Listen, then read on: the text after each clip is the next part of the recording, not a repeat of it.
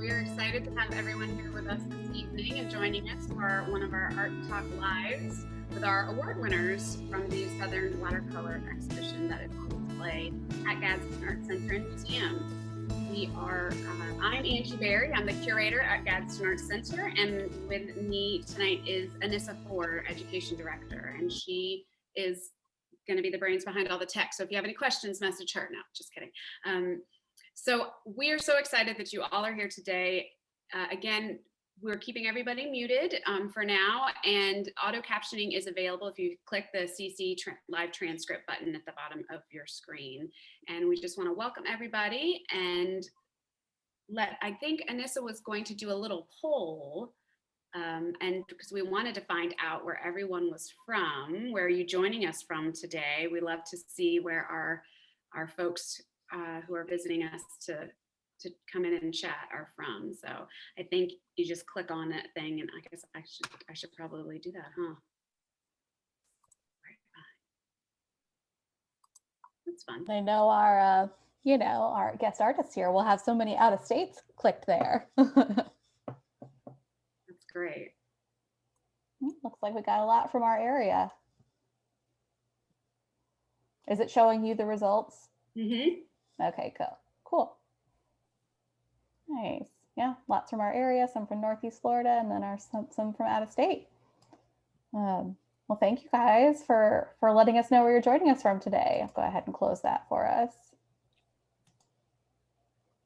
Does it share the results to everybody else, or do you have to click share the results? I see it. Yeah, I can see it. All right.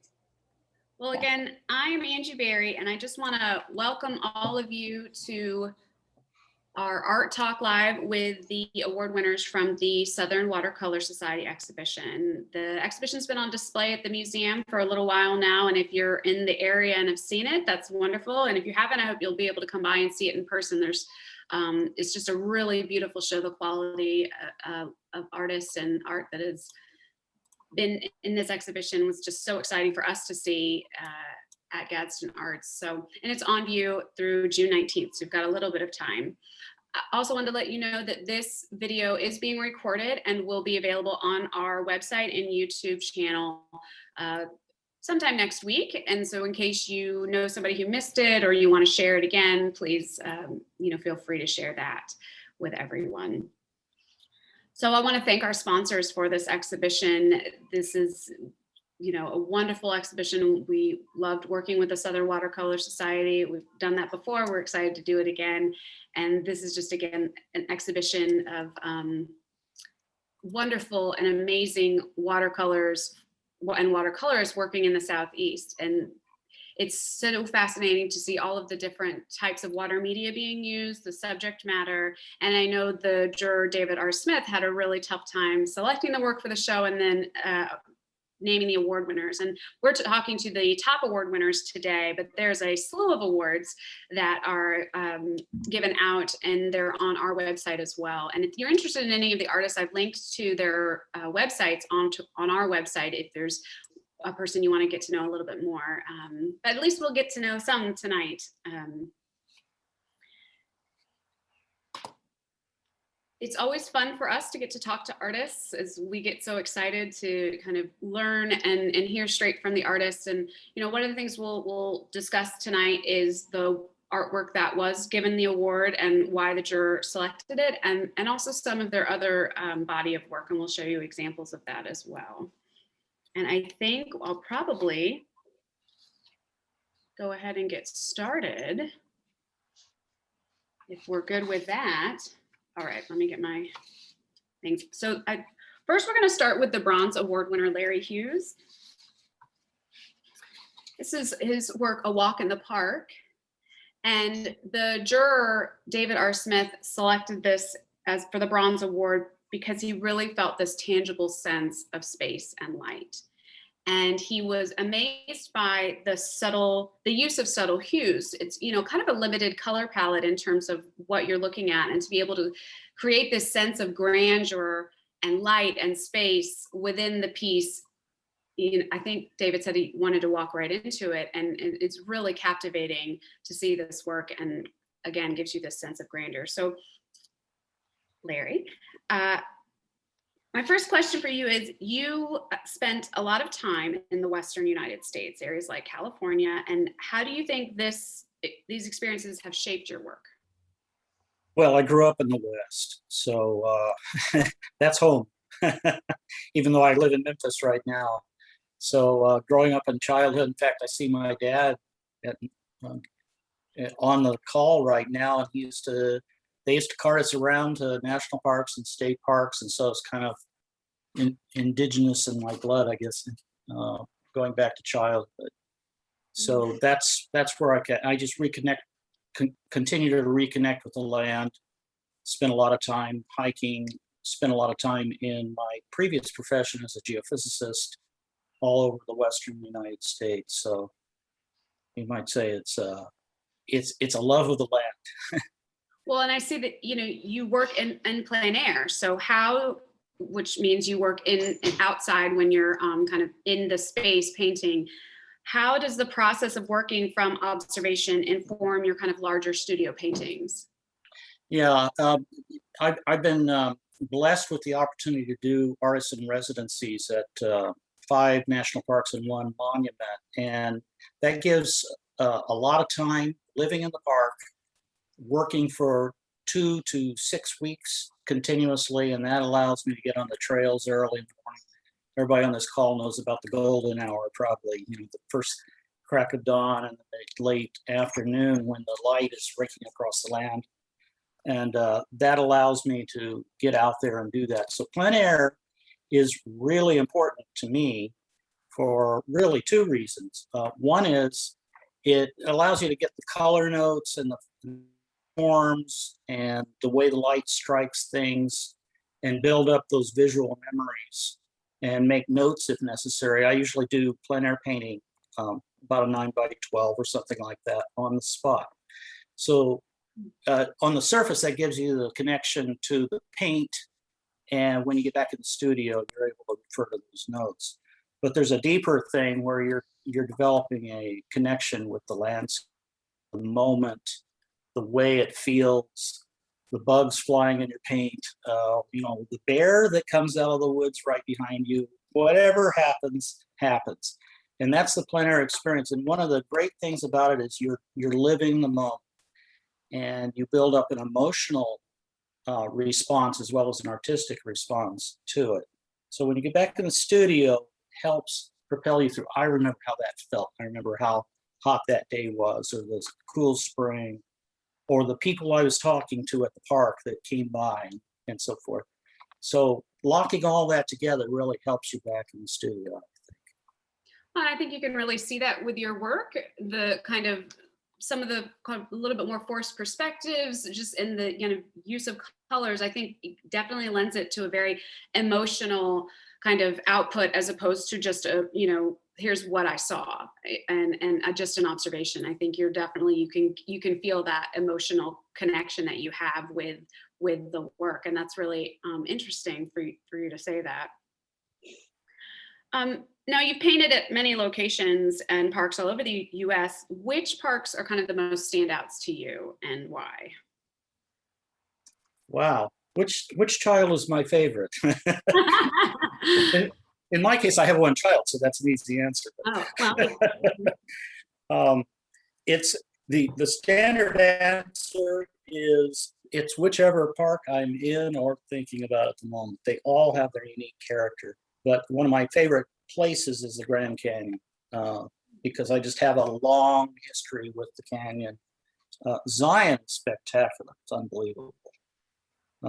Grew up going to Yosemite as well, so pick a park. Even the national monuments, if you go to the national monuments, they're not just junior parks. They're really tremendous places that you can really experience. And one of the difficulties in places like the Grand Canyon is the scale of it. Makes you look at the scale of it and not look at all the things that are components of that, what's happening on the rim of the canyon and so forth. So the big parks are not always the best parks for an artist. Sometimes the more intimate parks are. But the short answer is whichever park I'm in. I hear that. How long does it take you to complete a painting? Whether it's, you know, you said, I know you do it kind of on the spot, and that's probably a little bit quicker than when you're in the studio. Quite a bit. It's a smaller scale. It's a more direct response. I tend to tighten up too much in the studio, to be quite honest. But in plein air, it's at least an hour. And usually, well, not usually, but sometimes I'll come back multiple days to get that 15-minute window when the light is just the way I like it. Mhm. So it may take several days to do it. The longest plein air has been about 4 hours at a stretch. Studio work's another matter. That can go from 20 to 150 hours per painting. It's quite a process. Wow. That's a lot of time.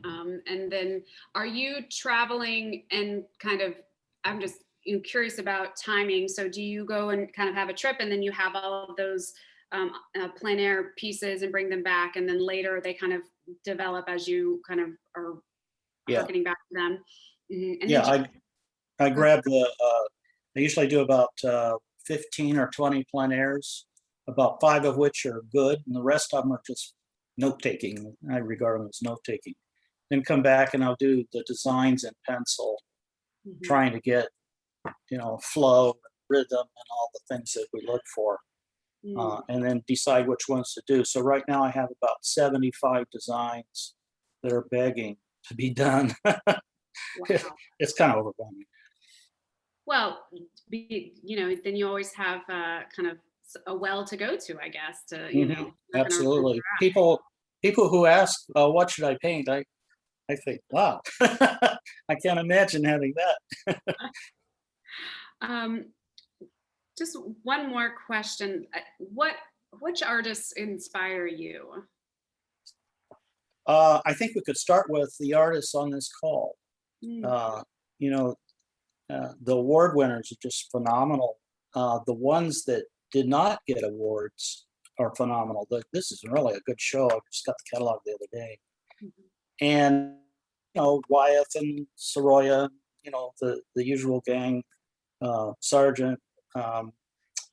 Dean Mitchell, it just really grabs my attention lately Yeah. because he has he has a plein air eye, I guess. He's superb in terms of technique, but he has an understanding, a real intelligent understanding of the emotion behind the painting that really comes out in his work. So I really admire his work. Well, and at Gadsden Arts, we of course it's so special to us, just him growing up in Quincy, and has always been so supportive of our museum, and exhibits with us, and it was such a pleasure and such a fun surprise to have him be one of the, not a surprise because he's amazing, but to have him be one of the award winners. So we were pleased about that. So, well, I so appreciate you sharing with that. And if anybody has any questions that they want to ask Larry, please feel free to put them in the chat and we will ask them at the end after we've gotten to chat with everybody. So I'm going to hand it over to our education director, Anissa Ford, and she is going to talk about our Silver Award winner. Yay. All right. And so hopefully you guys will give me a little bit of grace here as I am doing both technology and trying to do these questions and things. So just give me 1 second to get these things rolling. So I'm talking about our Silver Award winner, which is Susan, do you say Stuller? Stuller. All right. And so this is our Silver Award. And so we are going in reverse order for our award winners here. So this would be the fourth. We've got our Dean Mitchell was the best in show, and we've got 2, 3, 4, 5. So this would be our fourth Silver Award for A Magical Moment from 2019. Obviously it's a watercolor. I noticed a lot of the works in this exhibition are this like 20 by 30 size, like everybody's working on one single sheet of paper. So our juror commented on this piece on kind of the innocence of it and the warmth and contrast of this figure in the foreground with kind of the nondescript figures in the background. I believe he said something about, you know, how a child can cheer up the world.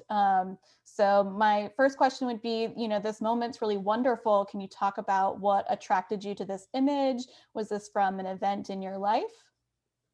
Um, yes and no.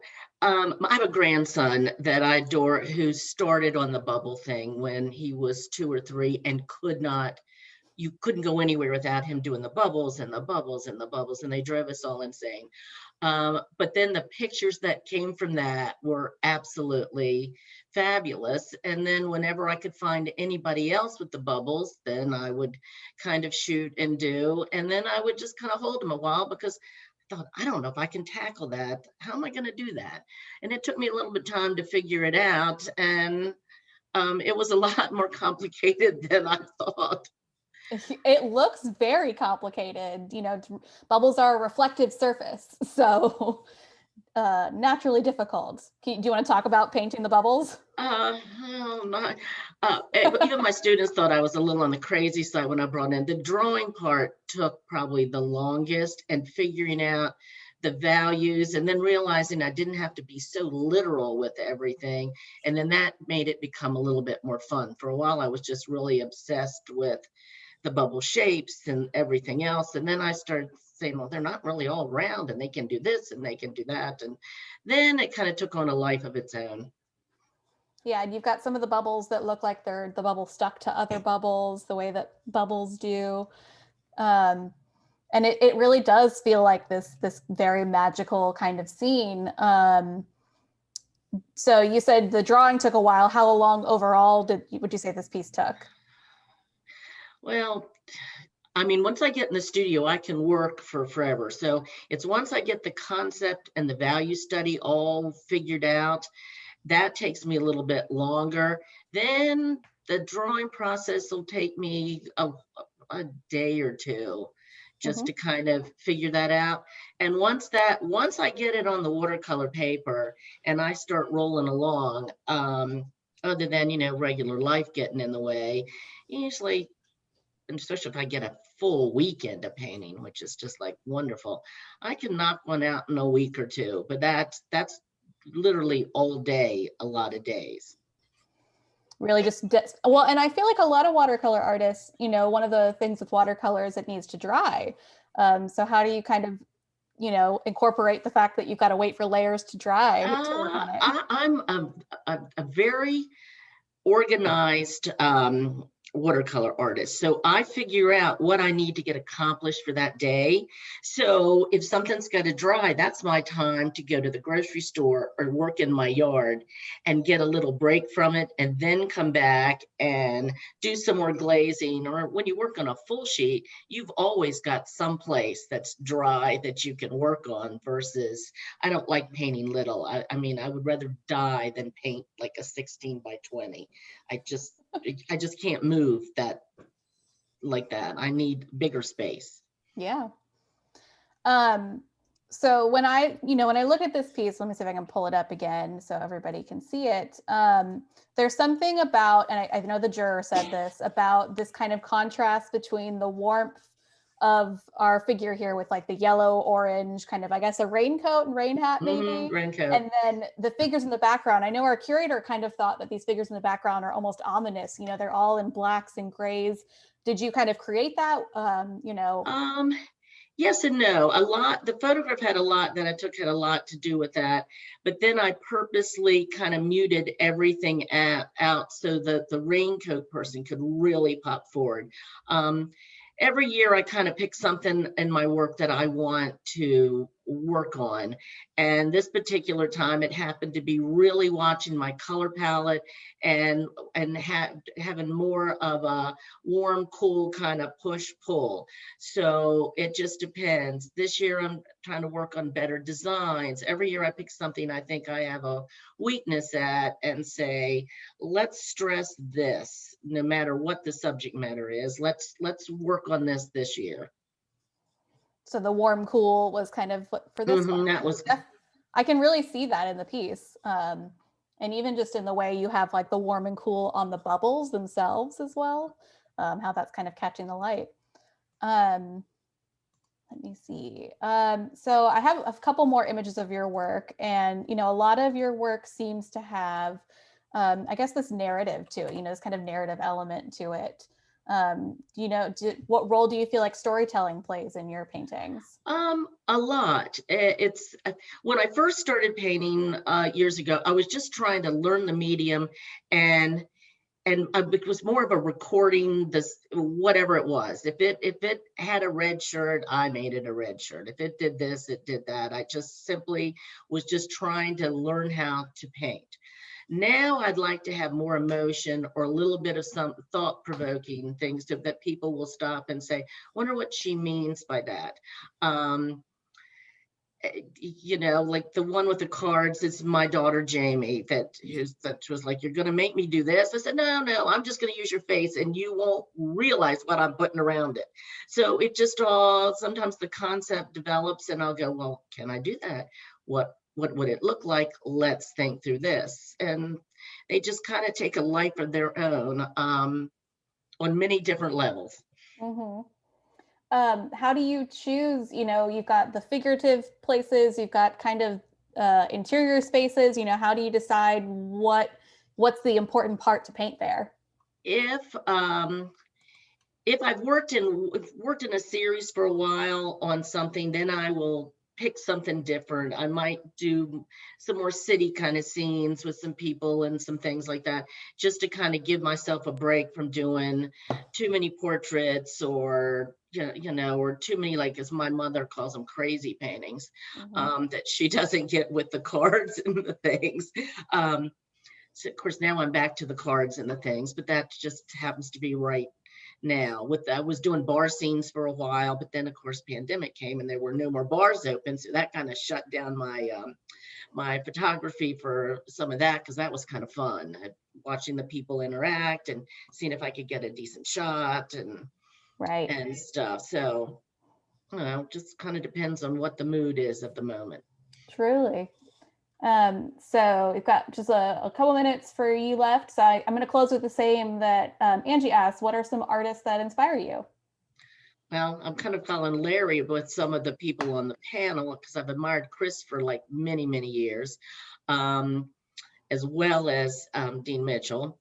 And I think one that's not on this, because he doesn't live out this way, is Mark Mahaffey, because he paints in a variety of subject matters and styles, and he doesn't seem to kind of get pigeonholed, but you do know it's a Mark when you see the painting. So I'd like to kind of follow behind him years behind, because I just admire his work. Yeah. Well, thank you. I'm glad everybody's inspired by each other. It's good to have the whole group here. Well, thank you, Susan. I'm going to bring Angie back for our next artist, and then make us disappear. So interesting. I'm not the only one who thought those figures in the back were ominous, however, and I had lots of interesting discussions with some of our visitors about, well, what did the artist mean by that? So what you sought out to do absolutely happened. So our Gold Award winner, David R. Smith selected My Veteran Days Award by Dongfeng Lee. And he really selected this work because he felt the emotion from it. And he loved the very loose areas, kind of drips. It's, very much kind of photorealistic in some respects, and then so loose in other areas, and the kind of strong light on this figure's face that really just attracts your eye to the importance of the figure, and then the movement of the brushwork and the drips really moves your eye around the piece. And the juror really wanted to know more about this person. Who is this figure? What is he? Why is he being depicted here? And so I'm going to start with welcome. And Lee, many of your paintings are portraits. So can you tell us what it is about the human condition or form that interests you? All right. Thank you, Angie. Yes, I have to read some of his stuff outlined that I, prepared as a language barrier. I'm sorry, I hope that I'm not talking Chinese. Okay, guys. Okay, the portrait is my interest. Simply the cultures and the history. And, after I stepped into the state back in 1992, and, just such a culture shock. And, even though that before movies, TVs, everything that I've been, but when you step into the real different, environment and the atmosphere culturally, and, I really, the first thing to be the artist, curiosity, curiosity. And, I want to present the differences. And also in the comparison that I know better in China, like, different ethnic group and the races and the occupation even, and the ages and whatever, the specific is the difference.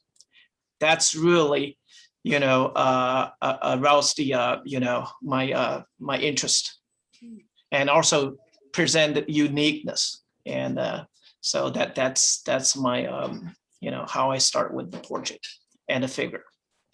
Absolutely. Curiosity for sure, I think, and discovery is so much being part of being an artist.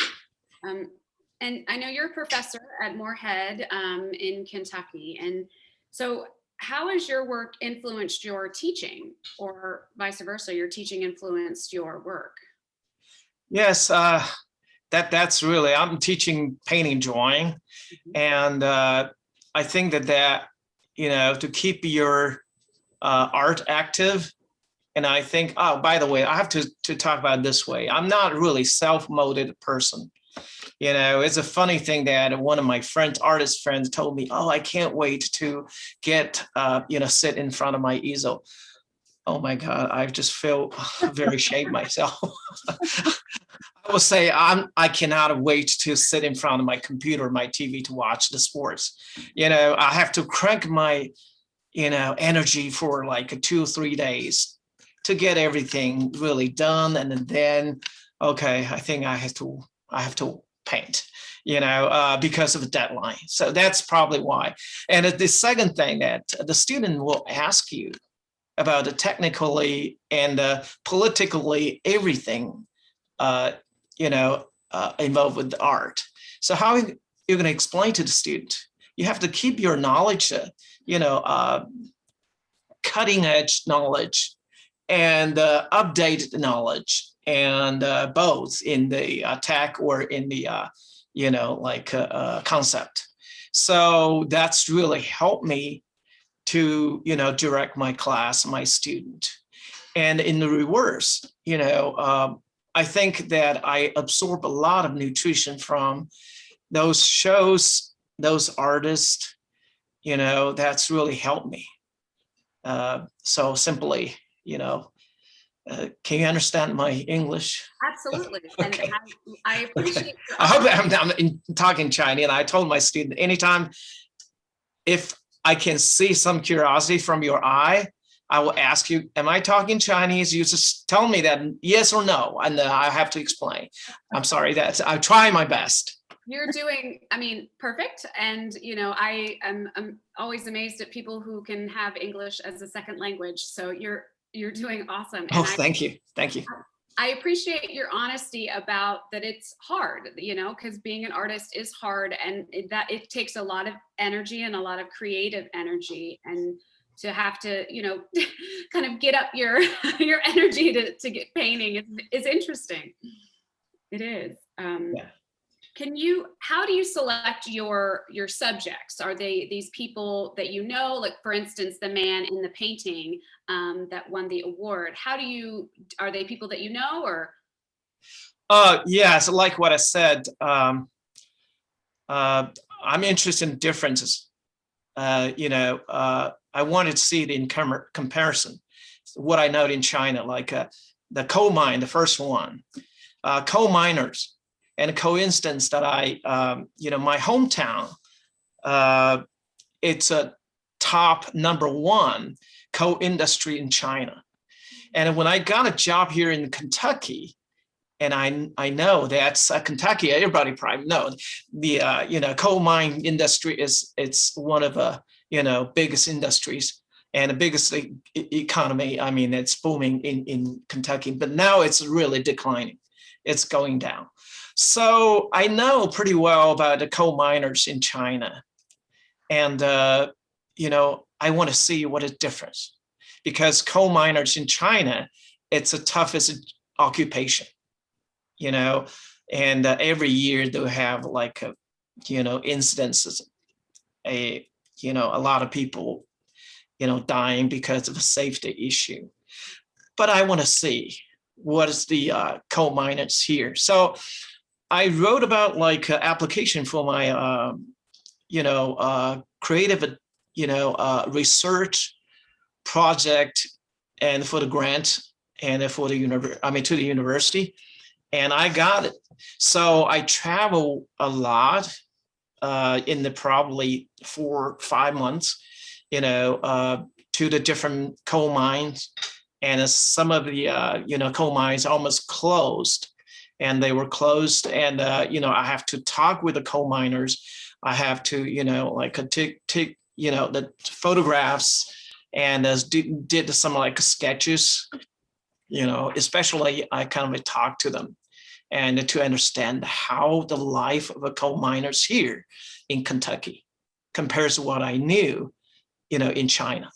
Mm-hmm. So, and also the second thing is about the ethnic group, in China, that everybody know that's we have a 55 different, nationalities in China. And but here in Kentucky, I realized that we have mountain people, Appalachia, stretch out from Pennsylvania all the way to Tennessee. And Appalachia have this special culture. When I took the job there, and I used to stay, first my place is in Mobile, Alabama. And then I moved up to St. Louis. And I didn't realize that we have called the special group of mountain people, and also the Amish people. So I want to present those ethnic group and to see what is different. Of course, then I got my second grant, and from the university, present both of the ethnic groups in China and in the United States. In China, of course, Tibetan people, they're mysterious kind of culture to me. I'd never been to Tibet until when I got the grant.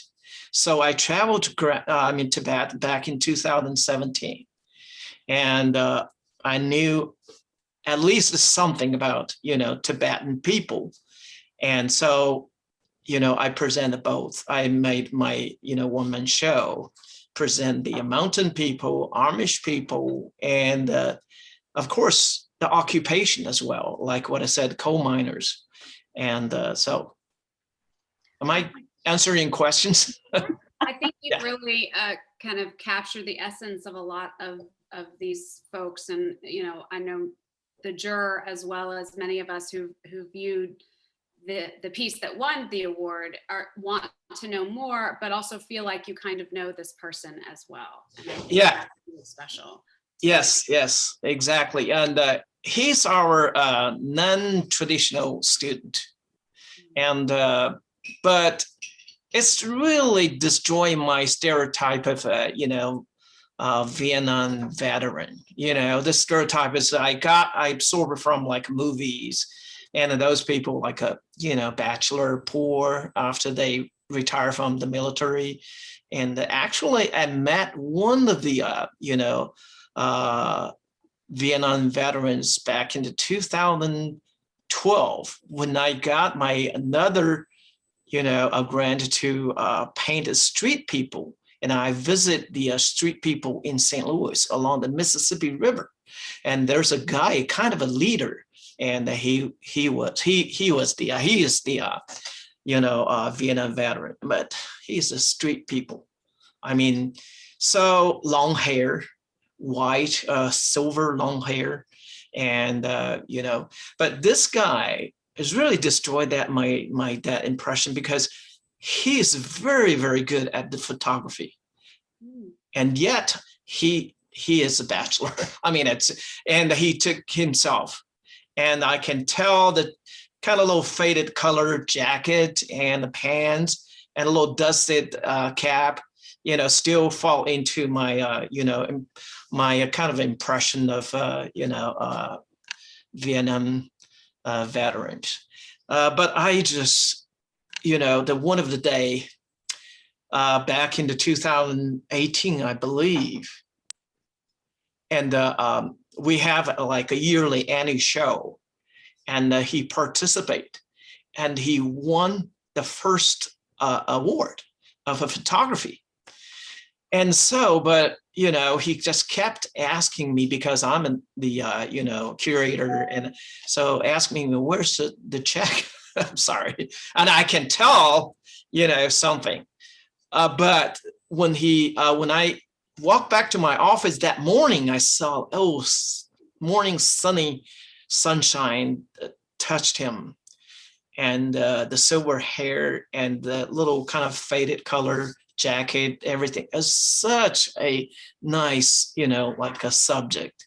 I just snap photographs. And so I have to redesign the hands to hold the check, because, check was delivered probably 2 weeks later, it's not that day. So I thought probably my award check is the best, kind of achievement for this kind of a senior bachelor and our veteran. Absolutely. Well, I, so appreciate you telling us more about him. Thank you. And I'm now going to hand it over to Anissa, who's going to talk with our Platinum Award winner. All right. Sounds like Angie's kids just got home too. I heard that. If you're wondering what that was. All right. So we have come to the Platinum Award, which is Chris. Is it Krupinski? How'd I do on the pronunciation there? Oh, you did perfect. Wonderful. So exciting. A lot of people massacre it. Oh, well, I feel proud that I did it okay. So I really think it's easy to tell why this was selected for the Platinum Award. We got the images for this exhibition about a month, I think, before everything got here. We knew the award winners, and, I'm scrolling through the photos, and this one just jumps out at you, especially when you're looking at a picture of it, because I know this is a watercolor exhibition, but on a computer, it definitely looks like a photograph. This artwork is masterful. I know the juror commented on the transparency of the glassware and that quilt texture and the texture of the lemons next to the blueberries. And then, of course, that barcode on the lemon really never ceases to amaze me. Every time I walk into the gallery, I'm like, I want to scan it. It's so realistic. So my first question I have, you've got cloth patterns, these fruits, and these transparent objects. They're kind of this repeated motif in a lot of your paintings. Do these have certain significance to you in your life? Absolutely not. I see shapes, and I see everything that's in it. It's not just the fruit and the fabric, but even the shadows to me are as important as every piece of fruit. So I actually think this is abstract. This is an abstract design to me. I just don't know how to paint abstract. So I have to have a point of departure. And so it's just the shapes. And I want big shapes and small shapes. I want geometrics and I want rounds. And so I do see it abstractly. I don't see this as realism. How? But I'm painting because I see everything just as shapes. Right. Well, and I can see that, this is a large piece, right? It's, it's 30 inches tall. Yeah. Yeah. So it's quite a large piece. I mean, these lemons are as big as your, maybe not quite as big as your face, but they're big lemons. They're larger than life size. And I guess when you get up close, it does just feel like shapes, Mhm. And I guess no matter what, it's still paint on paper. You know, it's not an actual lemon, it's still created out of. And the interesting thing is whenever I start painting them, I will paint. I know where I'm going. I have a painting finished in my head before I even start Mhm. because I know where I'm going. I do paint from photos because the fruit would rot by the time I'm finished with it. So I know where I'm going, and I make changes as I go, because I'll use sometimes I'll use several photos, sometimes I'll use one. But what I need to do to set the tone for the entire painting is to paint one piece of fruit to total completion, so that it is sitting on this sheet of white paper and it looks like you can pick it right off of the paper. And that just sets the tones for me. That sets my darks and my lights, and anyway, that's how I start. I you know, coming back to this abstract idea, I feel like that's what also makes it feel more abstract if you have a flat piece of paper, but then you have this lemon on top that looks like it's, you know, a lemon. Right. That starts to feel even more abstracted. So do you, when we were talking beforehand, you know, I said that they're very photorealistic. Do you kind of shy away from, I saw you do that look. So is that not a term you like to use for your No, artwork? because if I wanted it to be photorealistic, I would just take a picture of a photo, and I would just take a photo and blow it up. I don't want it to be. And I'll be honest with you, with all of these virtual shows in the past year, I've gotten more comments about how photorealistic my paintings are, and they're not. I don't want them to be. I want you to know as soon as you see it that it's a painting. So Mhm. I've kind of, when you look at it this size on a monitor, it's going to look like a photo because it's all Mhm. reduced. Mhm. Do And I you, use rough paper to try to keep myself honest too. So I can't get totally ridiculously straight lines because I always use rough paper. that's a smart choice, because then you can really see the texture of the paper when you're seeing it in person. Absolutely. Do you paint loosely, or, you know, you got tiny brush, fine details? I know, like, say we've got Dean Mitchell's and he does kind of a combination of the two, and Well, that's what I do. To paint a lemon that's this size, I use a bigger brush just to put all the yellow on. But then when I come back, even with the texture, I'll use a small brush for the texture. I don't use large brushes. So I go from large and then progressively get to smaller brushes. Okay. And so do you have a background in design? Is that correct? Yeah, I have my own graphic design business. And so, yeah, Do you feel like that influences your, you know, your art? 100%. Because I'll design a cover for one of my clients, and it'll be totally non-objective, and I just use shapes, and I have to know how those shapes go together. Mhm. And also I'll have clients ask me if I'll use a blue background. Why did you use blue? And I can't say to them, oh, because I like it. I have to have a reason for everything. And that's made me realize whenever I paint, there has to be a reason for every stroke I take and for every shape that I use. Everything has to have a reason to be there. So a lot of people think that art or painting is a relaxing pastime. It's anything but, because my head hurts by the time I'm done painting for the I day. see all of our artists shaking their heads like, no, not relaxing. Yeah, it's a time consuming process. Lots of thought. If you're not thinking, then your painting's not working out right. You need to think constantly. At least I believe that. Well, speaking of thinking, what kinds of questions do you feel like your art asks of viewers? Holy Toledo. I don't know. Are I don't That's all right. Well, you know, they're still lifes, and so still life kind of has this tradition. You know, it's a subject in art that's been around for a really long time, and for a while it was, you know, that was studies. That's what artists were doing when they were learning, and then over time, still lifes have kind of had their own recognition. Do you feel like your art's kind of part of that history, and how does that kind of play into your art? Well, it again, it gets back to the whole thing of design. Mhm. And still life works for me because I have the ability of moving, whenever I set up a still life, I have the ability of moving my shapes around and adding things or whatever.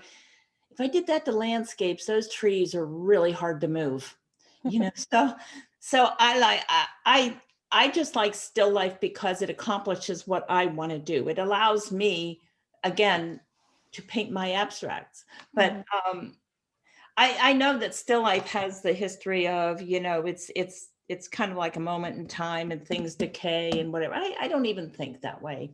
I don't, because I don't think of it in a with realistic views at all. To me, it's just shapes, and it's a good point of departure. Yeah, that's such so like I've got your pictures up over here of some of the others, and it's such an interesting thought. Like, you're kind of making me rethink this idea of the still life, because I mean, in one way, I don't have a background, right? Like, the background is the quilt or the fabric that you have here. A lot of still lifes have like a window maybe, or it's just a black background. I know there are a lot of still lifes in this show that just have that plain black background. So you are really creating a design out of these shapes, instead of really a true still life, even though you're working with, reflective surface, fruit, fabric. You're sort of taking these aspects of a still life and reworking them into a design, which I think is really cool. And I, the other thing is to incorporate a background and make the background important, but not to overcome the subject. I mean, I like doing that. I love making the fabric a really important part of the design. Yeah. A lot of times you see still lifes where whatever the still life is, whatever fruit it is, and containers, they are definitely the important things. And then there's a nondescript background, and a lot of times it just is a dark background or whatever. I want a background to be important too. Yeah. So how do you go about selecting, what is going to be in each piece? What background is with which fruit? Well, color. I paint a lot of complementary color schemes. And by the way, almost all my paintings use no more than 5 or 6 tube paints. Wow. Because I believe in an extremely limited palette, and I think you can mix any color with a few tube paints. And then I think of contrasts. I think of round shapes versus geometric stripes, and so I love contrast. So I try to get as much contrast as I can in each piece, littleness and bigness. And I mean, there's some paintings I have grapes that are 9 inches long. Have you ever seen a 9-inch grape? But and then some of those quilts have such tiny little patterns in the fabrics, and so that's my littleness. And recently, where I've moved to, there's a quilting group that's here that I've met and they've lent me this. In fact, this quilt came from one of them. They all lent me their quilts, and I was so excited. But I think it's amazing, the stories behind the quilts. And then I have older quilts that have some of the fabrics in them. Quilters actually recognize them, and they'll say, "Oh, that's flower sack quilt." So I keep the quilts as authentic as I can, because I just love it. I think the quilts I love to get the softness in them and the texture. Well, and this one looks like it's the hexagon shaped quilts, which we had a quilt exhibit a couple years ago. A year? What year is that, Angie? I don't know anymore. 2018? What is time? And I think we had one that was called the Mother's Garden that had these hexagon shapes, and there's just a lot of history in quilts, so that's a really cool element. Yeah, almost every one of them has a story behind it. Mm-hmm. So now when I paint quilts, I didn't realize that when I first started painting quilts, but now when I paint quilts, I like to look up the history behind it, because then it means a little bit more. Yeah. All right, so before we go back to having everybody, artists that inspire you? All I have to do is go to an art show and I'm inspired. So every artist out there inspires me. But actually, Van Gogh is my favorite artist ever, Hmm. followed closely by Paul Cézanne. But other than that, it's all artists, because I'll tell you, if I need motivation, I just need to go to an art show. And that's what was so bad about COVID. Oh God, no, there was nowhere to go. Definitely a challenge to not be able to see art in person. I mean, you know, when we finally got to go back to the museum while we were closed for like, I think Angie did a couple behind the scenes videos. I was like, art. Oh, absolutely. It's nothing like seeing it in person. My calendar's already full for the rest of the year with art. Hmm. Thank you so much, Chris. I learned a lot about your art just did this like short conversation. So we did have a couple, oh no, I closed it. We did have a couple of questions that got sent to me. One was for Larry. He said he was a geophysicist, I think. Is that what you said? That's it. So when did you start painting? How do these things work together? I started painting before I did geophysics, that's for sure. Okay. Ever since I can remember. Okay. And so I would always try to find breaks on the job to go off and do a quick plein air sketch or something like that. So Nice. that's So probably that's why I paint rocks a lot. That makes sense. That does make sense. We had another question sent to me for Susan that I think you said something about how you had just started to paint. You know, why did you choose watercolors as opposed to oil or acrylics? Seems more difficult. I think it's a good question for everyone. Why watercolor? But Susan, you want to go first? It's challenging. And when I started years ago, I had little kids, and paintbrushes, you could throw down the watercolors really quick and run when somebody said, Mom, oil paint, not so much. Mhm. You know, it just became an easier medium as far as cleaning up, stopping and starting when you're raising a family. And then I was doing outdoor shows, and you just need to get some product in your tent quicker. And oil paintings didn't do that for me. So Does anyone else want to share why watercolor over other mediums?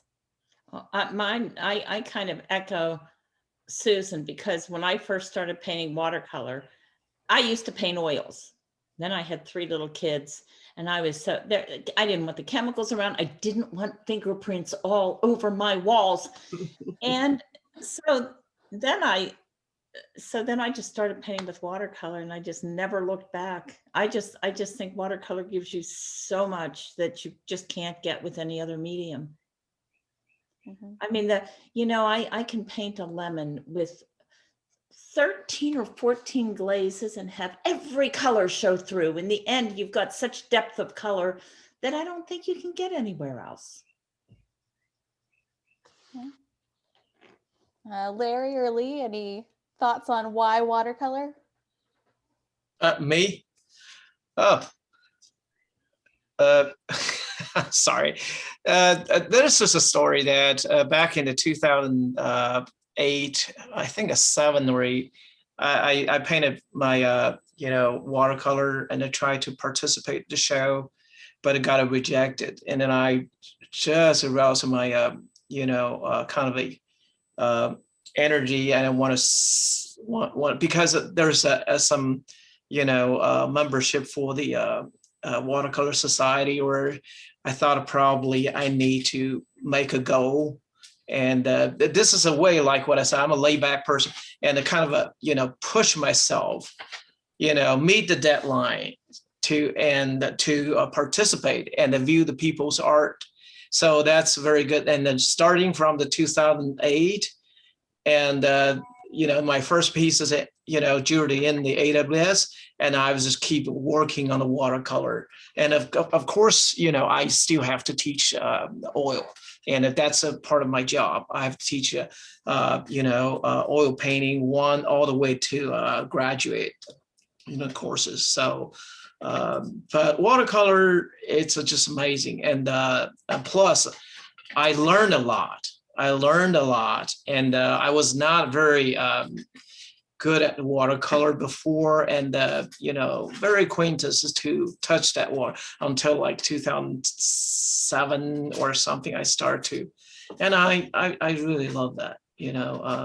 watercolors. It's amazing, amazing. I'm still learning. So that's the reason. Yeah. Well, I wanted to ask before, I know we've got just a couple minutes, but if you guys wouldn't mind telling our audience where they can find more of your work. So if I could start with Chris, where else can folks see your work? On my website for right now. I just moved to Ohio just a couple of years ago. Well, last year doesn't count. Last year just doesn't count. So I moved to Ohio a year ago. So I'm trying to get active in Ohio, but it's got to start this year. So if you go to chriskrapinski.com, that's where I am. How about you, Lee? Where can they find your work? I'm afraid to say that. I really not. I didn't take care of my website. It's my son that he keep asking me, Dad, could you provide more paintings? And so dongfengli.com. That's all. Pretty simple. But that's I promise I'm going to learn and to update my website and to be a good artist as well as business artist. Sorry. It's hard. I mean, definitely. Susan, how about you? SusanStuller.com website, and then I've got a gallery in Richmond, Virginia, Crossroads Arts Center that I've got work at. Very cool. And Larry? Memphis Germantown Art League, have a lot of work up on there, and I have a exhibition at the Custom House in Clarksville with 34 Parks series paintings. Wow. Oh, very cool. Wonderful. Well, we just so appreciate you taking the time to chat with us, and Anissa and I can talk about art all day. So we just love being able to do this and talk directly with the artists and see you guys. And also thank you to our guests who have joined us tonight and participated. This has been so fascinating. And Anissa, I don't know if you have anything else to say? I don't see any more questions. I did make it so now folks can unmute. So if anyone had any final questions, if our panelists need to leave, that's totally fine. But if anyone wants to unmute or we can close up, I think, if no one has any other questions. I don't see any hands raised. So I see heads shaking no. I think we're good. All right. Thank you again, everyone. Thank Enjoy you. the rest of Thank your night. you. Thank you for doing this. This was nice. Yes, it was. Thank you for participating. Thank you. Thank you. Thank you.